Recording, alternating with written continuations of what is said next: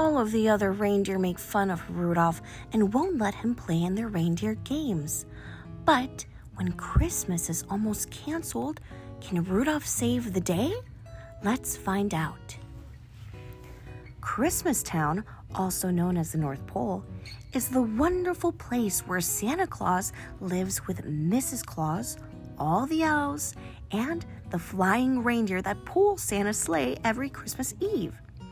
Nowadays, Christmastown is a happy place. The elves make toys, the reindeer fly. But in the old days, everyone had to watch out for the abominable snow monster. He was big and furry and hated anything having to do with Christmas. And he liked to eat reindeer. Oh no! All that started to change when Santa's lead reindeer, Donner, became a papa. We'll call him Rudolph, said Donner, looking at his new son.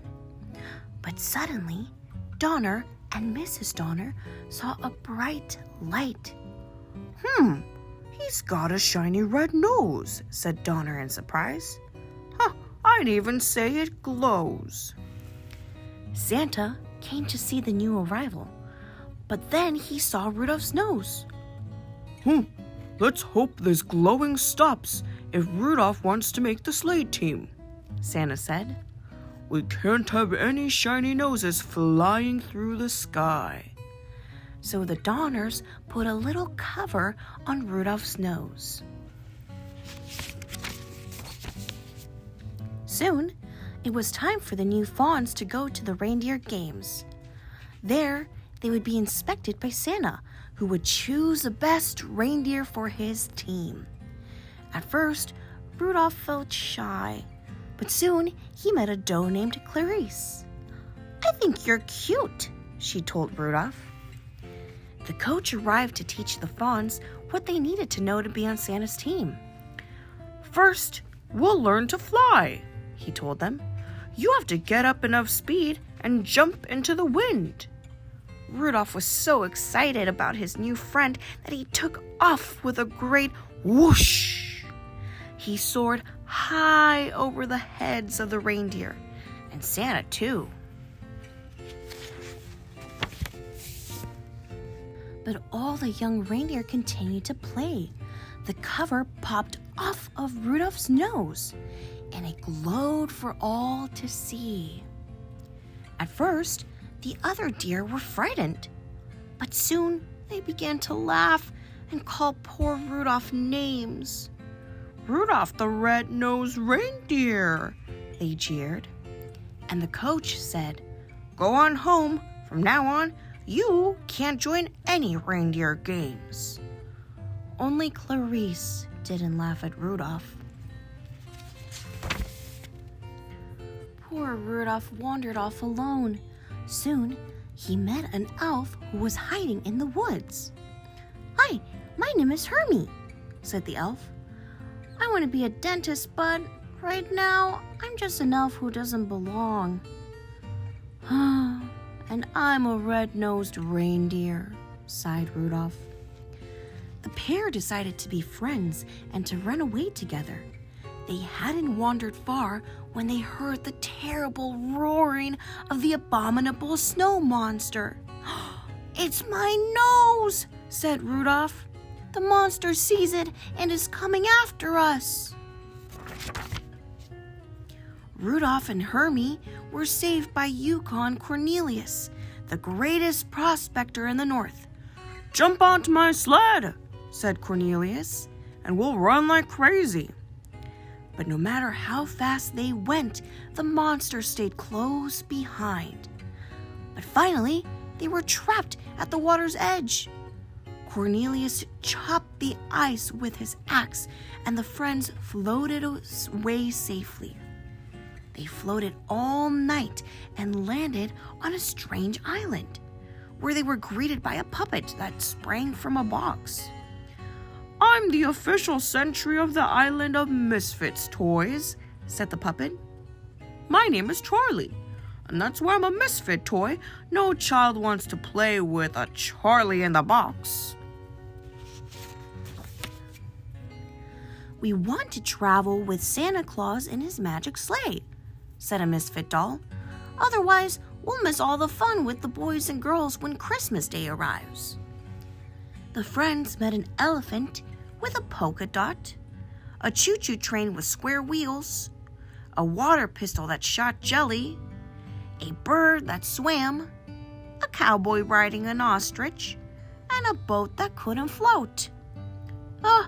We're misfits too, said Rudolph. Maybe we could stay here with you. But the king of the island would let them stay for only one night. This island is for toys alone, he said. A living creature cannot hide here, but you can help us. When you return to Christmas Town, tell Santa about these homeless toys. I'm sure he can find girls and boys who would be happy with them. A toy is never happy till it's loved by a child. That night, while Hermie and Cornelius slept, Rudolph lay awake. My nose will only bring my friends more danger, he thought. I must go off on my own.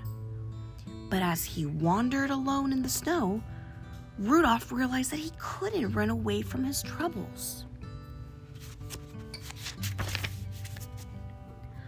Rudolph returned to the mainland and headed over to Christmas Town. But first, he had to pass the cave of the abominable snow monster. As he did, Rudolph heard voices crying, "Help! Help!" Rudolph rushed inside. There were Rudolph's parents and Clarice. They had been searching for Rudolph and had been caught by the monster, who was about to devour Clarice. "Put her down!" Rudolph cried, butting the surprised monster with his little antlers. Just then, Hermie and Cornelius pulled up outside the cave. They had followed Rudolph's trail and knew he needed help. "An abominable snow monster will never pass up a pork dinner," said Cornelius. Hermie, you sit outside the cave and oink like a pig. When the monster comes outside, watch out. Hermie approached the mouth of the cave. "Oink, oink," he called. The monster dropped Clarice and rushed outside. At that moment, Cornelius pushed a giant snowball down on top of him and splat. Working quickly while the monster was stunned, Hermie used his dentist tools to remove the monster's teeth. Back in Christmas Town, Rudolph told how he and his friends had defeated the abominable snow monster. Everyone realized the misfits have their place too. Rudolph told Santa about the misfits' toys. As soon as the storm lets up, I'll find homes for them, Santa promised. Then the weather elf handed Santa his report. Santa gasped. The storm won't subside by tonight. I won't be able to see my sleigh fly. Suddenly, a flash of light caught Santa's eye. "Rudolph," he said. "What a beautiful, wonderful nose. Won't you guide my sleigh tonight?" "I'd be honored to," said Rudolph, putting on his jingle bells. "Okay, Rudolph," said Santa. "First stop is the island of misfit toys. Up, up, and away." And with Rudolph leading the way, Santa soon found loving homes for all those lonely toys. "Rudolph the Red-Nosed Reindeer," everyone sang. "You'll go down in history." And he did. The end. This has been A Little Golden Book, Rudolph the Red-Nosed Reindeer.